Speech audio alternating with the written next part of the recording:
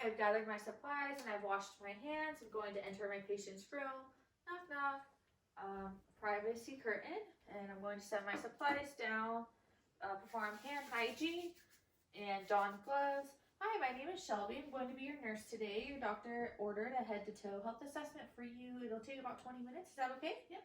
All right, can you please verify your name and date of birth, please? Becca Brown, May 2nd, 1997. Okay, perfect. Do you have any allergies? No. No? Okay, and are you comfortable? Yes. All right, do you have to do anything before we begin? Nope. No? Okay, so I noticed that the patient's head is proportioned to the rest of the body, sits at the midline.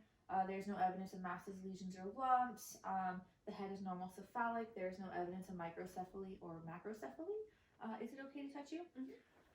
All right, just gonna palpate the scalp. Is there any pain or tenderness? No.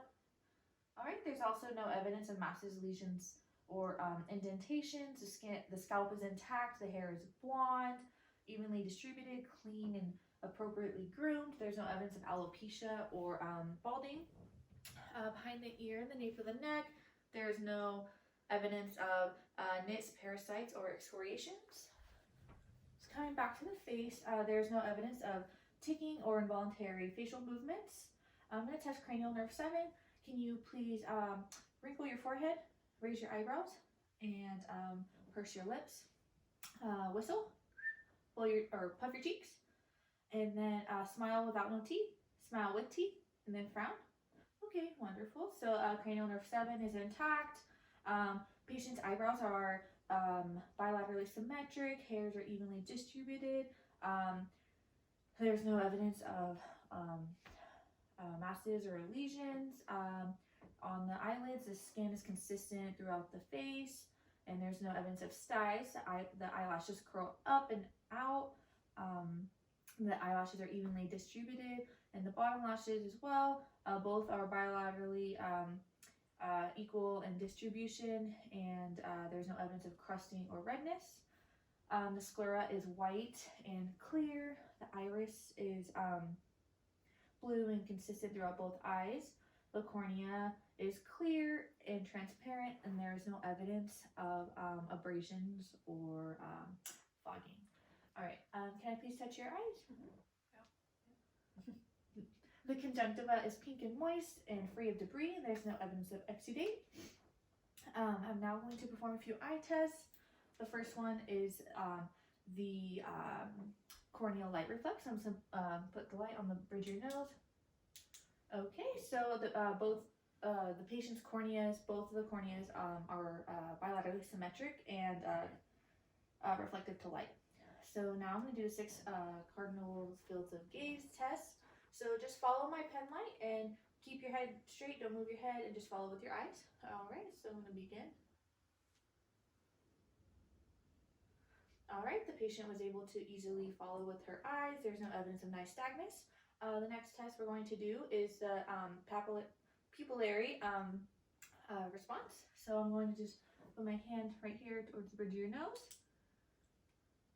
And the patient's pupil constricts briskly with direct light. And then the patient's other pupil constricts consensually with indirect light. All right, and the last test I'm going to perform is for accommodation. So just follow my pen light back and then forward. So I noticed that the patient's eyes dilate when the object moves in a distance. And then coming forward, the eyes constrict. So the patient demonstrates perla. Pupils are equal, round, and reactive to light and accommodation. Now I'm going to palpate your ears. Is that okay? Mm-hmm. Any pain or tenderness? Nope. And your tragus, is there any pain or tenderness? Nope. Your mastoid process, any pain or tenderness? Nope. No? Okay, perfect. I'm going to move on to a whisper test. So please cover your right ear. I'm going to say a 2-syllable word and just repeat it after me. Pancake. Okay, perfect. So the patient was able to hear and respond the word quickly without hesitation. So now I'm going to inspect your ear. So originally I would have an ophthalmoscope, but I don't have one today. So I'm going to use my pen light. I'm going to pull the pen up and out. I noticed that the external ear canal is clean and free of debris. There's no evidence of drainage as I look in more. There is a ciliary hair present and an expected amount of cerumen that is consistent with the patient's ethnicity. The tympanic membrane is gray or pearly gray, transparent and round. The corneal light is at 5. Alright, coming back to the face. Is it okay to touch your nose? Yep. Any pain or tenderness? Nope. Okay, can I please have you look up for me and inspect your nares? Alright, there is no evidence of nasal polyps, drainage, flared nares. And so that looks good. Now I'm going to move on to your mouth. The lips are pink and moist. There's no evidence of masses or lesions or crusting. I'm now going to test cranial nerve 10. So can you please open your mouth and say ah? Ah. Okay, perfect. So cranial nerve 10 is intact. The mouth is pink and moist. There's no evidence of masses or lesions. The tonsils are a +2 grading, and the uvula retracts with a soft palate. Now I'm going to test the range of motion in your neck. Can I please have you look up, look down, and side to side, and then ear to shoulder. Okay, and then I'm going to test cranial nerve 11 and apply some resistance to your shoulders when you shrug. Okay, and then same with your face, resistance and resistance. Okay, so the patient exhibits full range of motion in the neck, 5 out of 5 grading. There's no evidence of weakness. Okay, now I'm going to inspect your arms and your hands. Okay, so the patient's arms and hands, the skin color is consistent throughout. Hands are soft, and the fingernails are pink and smooth. I'm going to do a capillary refill test. Okay, it's less than 2 seconds, so that's good, that's normal. And then I'm going to do the skin tutor. Okay, the skin is elastic, there's no evidence of tenting. I'm also going to have you make a heart with your fingers to check for clubbing. Okay, perfect, there's no evidence of clubbing. Now I'm going to count your respirations bilaterally. I would do this for 1 full minute and get a finding within the normal range. Let's just say 64 beats per minute.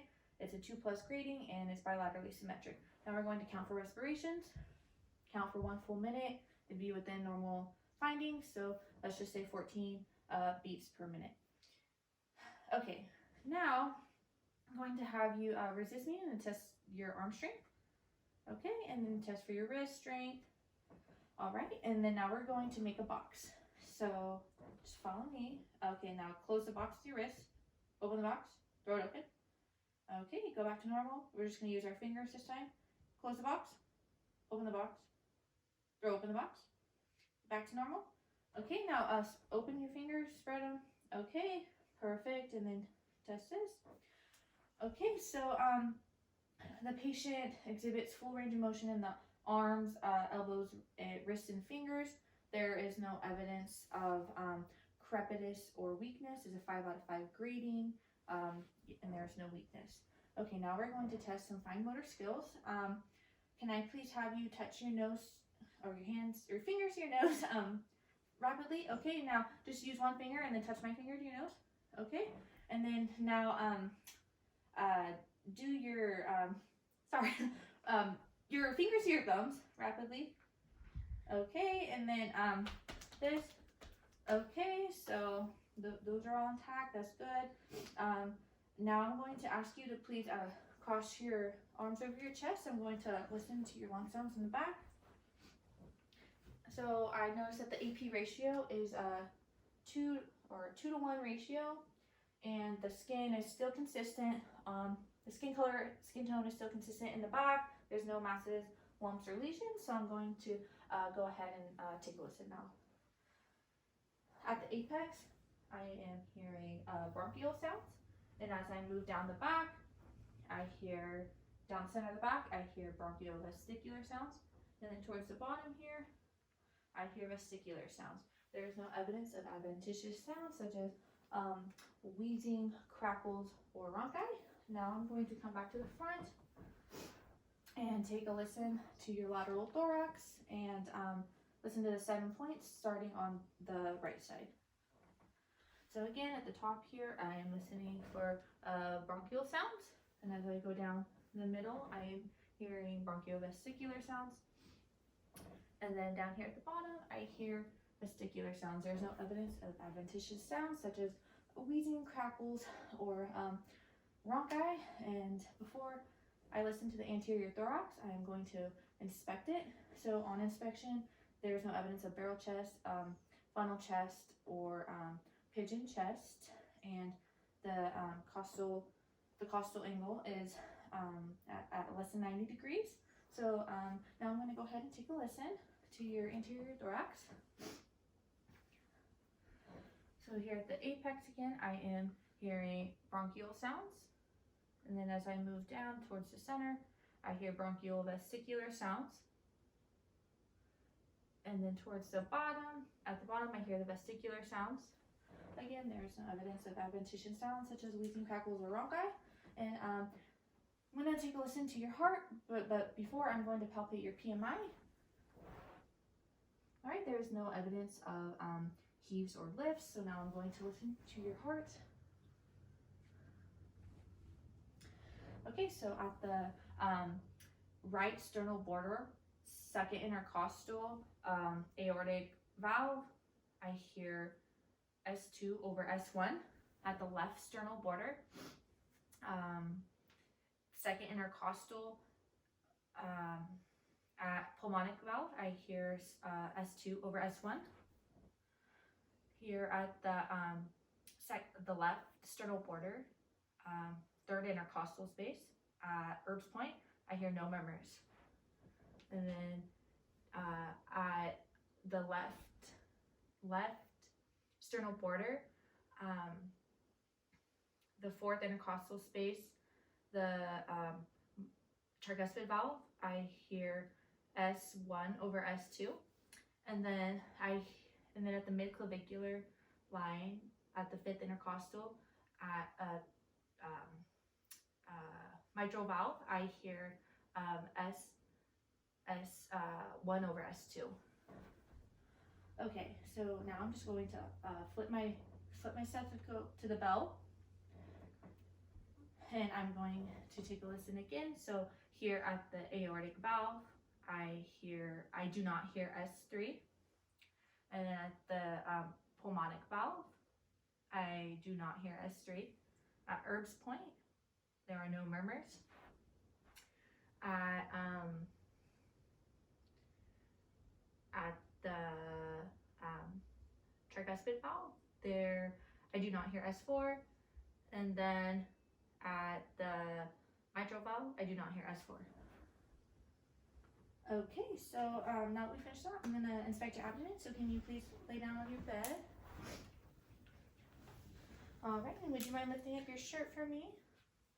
Thank you. Okay, so on inspection of the abdomen, the contour is smooth and flat. There is no evidence of venous patterns, masses, or lesions.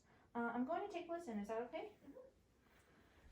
So I would listen to each of the 4 quadrants for 5 to 30 seconds to observe bowel sounds. So I'm going to start with the right lower quadrant. I'm listening for bowel sounds, and I hear tinkling and gurgling. Right upper quadrant, I am listening for bowel sounds. I hear tinkling and gurgling. And the left upper quadrant, I'm listening for bowel sounds. I hear tinkling and gurgling. And in the left lower quadrant, I am listening for bowel sounds, and I hear tinkling and gurgling. There is no evidence of irregular bowel sounds, venous hums. And so you can go ahead and put down, I'm going to palpate your stomach. So do light palpation. Let me know if there's any pain or tenderness. No pain, no pain, no pain, no pain. No pain, no pain. No? Okay, perfect. Go ahead and pull down your shirt. I'm going to inspect the legs. I noticed that there's no edema, erythema, or varicose veins or dilated veins. Moving on to your feet, they are clean. Your toenails are pink and smooth. And I'm going to check for capillary refill. Less than 2 seconds. Perfect. I'm now going to feel for your dorsal pedis pulse bilaterally, and it's symmetric, and it's a 2+ pulse, or 2+ grading, excuse me. I'm going to check for your posterior tibial pulse. It's a 2+ rating, and it's bilaterally symmetric. Can I please have you sit on the edge of your bed while it's still up a little bit? I'm going to check for your deep tendon reflex. Okay, deep tendon reflex is a 2+ grading. I am going to test some fine motor skills again. Can you tap your feet? And can you do a figure 8? And then can you run your heels up your shins? All right, wonderful. So the bed's in the lowest position, and I'm going to ask you to please stand up, and then bend over. I'm going to observe your spine. I notice that the skin is all smooth and intact and consistent throughout, and down the spine I notice that there's no evidence of scoliosis, kyphosis, or lordosis. There's also no evidence of masses or lesions. Can I have you go ahead and stand up, please, and then hyperextend, and then lean forward.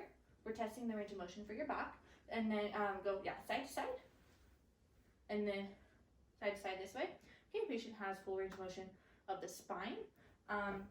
Now I am going to ask that you please, I'm going to test your cerebellar and proprioceptor functions. So please walk in a straight line to the window, and then heel the toe on the way back. All right, patient's gait is even, and there is posing sway in the arms, so everything's good there. One last thing I'm gonna have you do is stand on one foot. I'm gonna keep you in balance and close your eyes. All right, perfect. Get your balance back, and then stand on one foot and hop. Okay, perfect. So that concludes our full head to toe health assessment today. I'm gonna have you lay back down in your bed, and then make sure the bed's in the lowest position, call lights in reach, and your 2 side rails are up. If you need anything, press your call light. In the meantime, I'm gonna gather my supplies, take them out of the room, discard everything as expected, and provide hand hygiene and document, and I'm done.